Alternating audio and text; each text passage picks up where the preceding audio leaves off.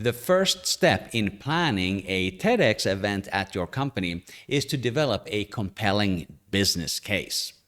TED and TEDx are all about ideas worth spreading. And by hosting a corporate TEDx event, you can actually encourage your colleagues to present creative ideas on the TEDx stage that otherwise may not surface in the organization. TEDx is already such a strong brand, so delivering a TEDx talk at your company is going to be a very attractive opportunity for your employees. My name is Markus Seppälä. I'm a two-time TEDx speaker myself, and I've also organized a corporate TEDx event at Johnson & Johnson. In this video, I'm going to walk you through the 5 most important first steps that you need to take in order to plan a successful TEDx event at your company. In addition to the business case, we're also going to cover some of the practical details of your event, the budget, the team, and the approval of your TEDx event. And stick around to the end of the video where I'm going to share a power tip about timing. If you would like to hire me to help you with your corporate TEDx event, please get in touch via markuspresents.com.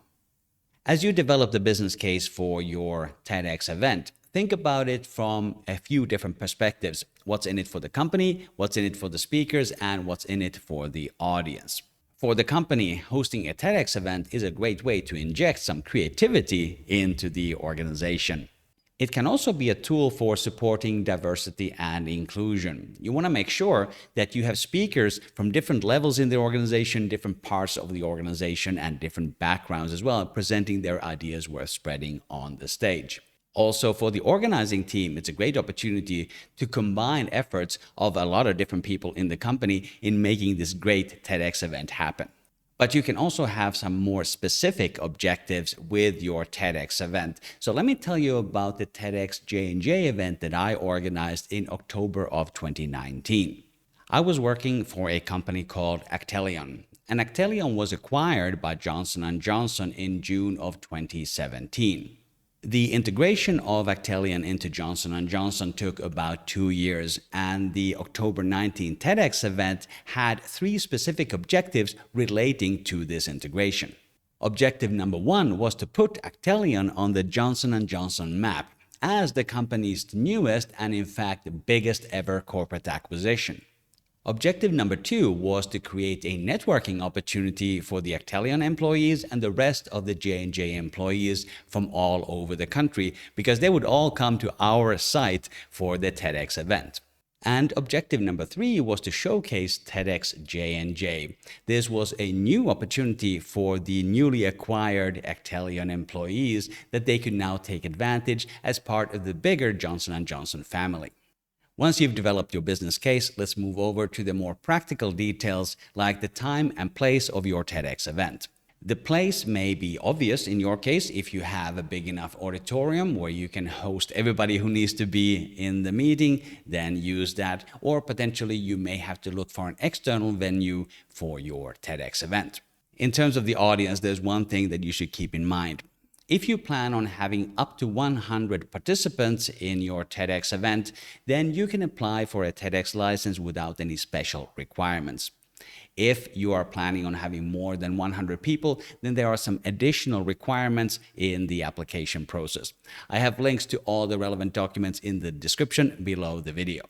We'll talk more about timing at the end of the video, but here's one power tip about timing.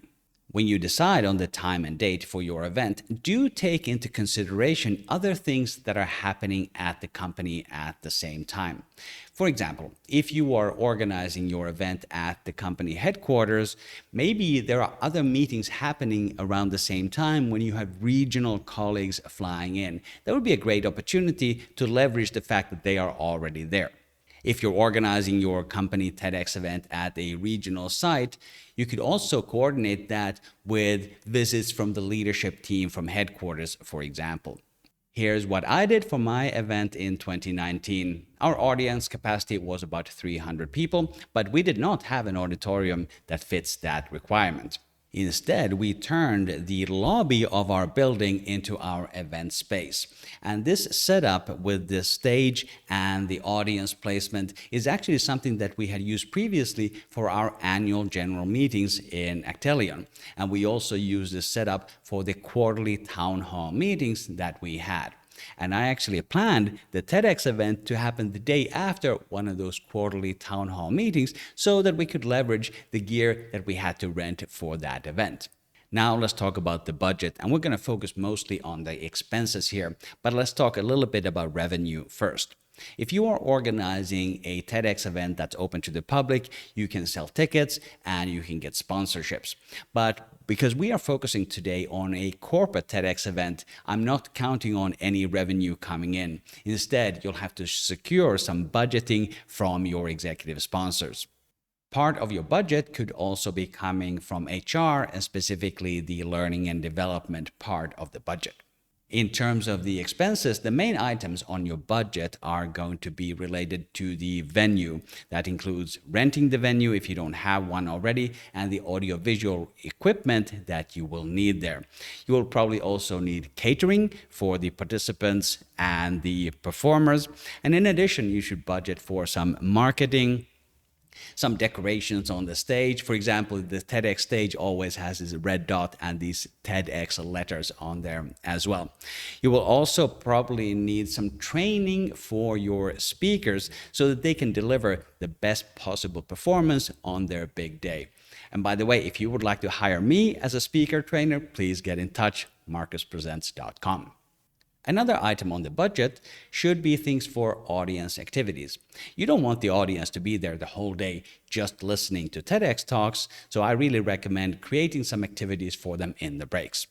In our event, we actually had 40-minute breaks, and there were various activities that the audience could do, all relating to ideas worth spreading. You should also budget for gifts to the speakers and to the organizers, as well as a little bit of budget for team meetings. Another really important item on the budget is the TEDx license. If you are doing this at a for-profit company, you will have to pay a license fee to TEDx. If you're doing this for a not-for-profit company, then the license is typically free. Are you getting value? Hit the like button. Now let's talk about the team that you will need to have in place for your TEDx event. We're still in the planning phase, so you don't have to have figured out everything. But I do recommend that you have somebody involved from the corporate communication team, somebody from the event management team as well, because those people will have a lot of experience that is going to help you prepare your proposal.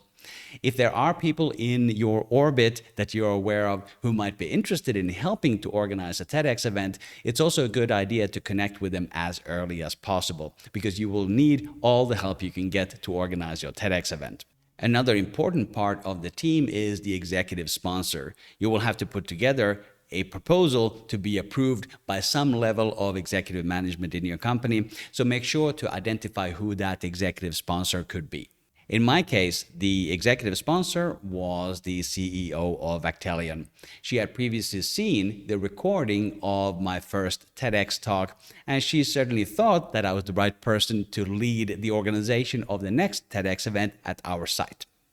Now that you've figured out the business case and the details of the event, your team and your budget, it's time for step number 5, which is to ask for approval from your executive sponsor.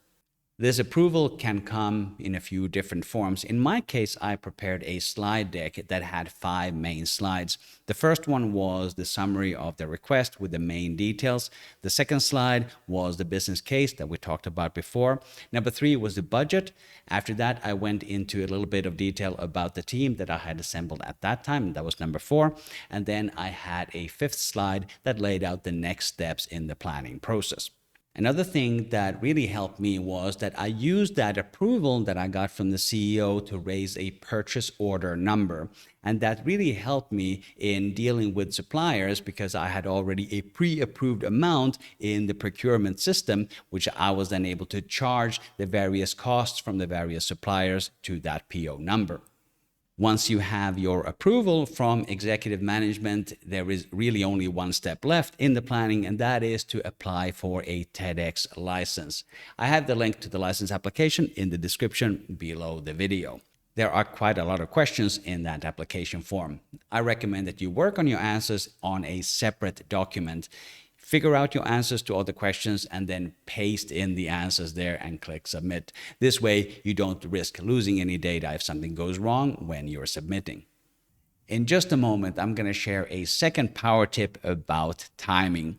If you would like to hire me to help you with your corporate TEDx event, then please get in touch. I'd be happy to consult on the organization side, and I can also help you train your speakers. I think this is one of the most underappreciated aspects of organizing events today. The better your speakers are, the more value you as the company and as the audience are going to get out of the show. You can find the contact details at markuspresents.com. My direct email is contact@markuspresents.com, and all the links are also in the description below the video. And here's a power tip about timing. How long does it actually take to organize a TEDx event? Well, in my case, it took almost a year. I started working on the initial idea in November of 2018, and the event took place in October of 2019. There are a lot of things that need to happen between the initial idea and the final delivery of your event. So I really recommend that you give yourself enough time to go through all the different steps. Another aspect here is that you should not really start planning your TEDx event until you've actually received the TEDx license. That license is valid for a year, so you will have plenty of time to do more of the actual organization once you've received the license. One of the next steps is actually to start organizing the event. And if you want to learn more about that, then click or tap the screen right here. In that video, I go into more details about actually organizing your TEDx event, including the process of selecting and training speakers. So click or tap the screen right there. Thank you for watching, and I will see you in the next video.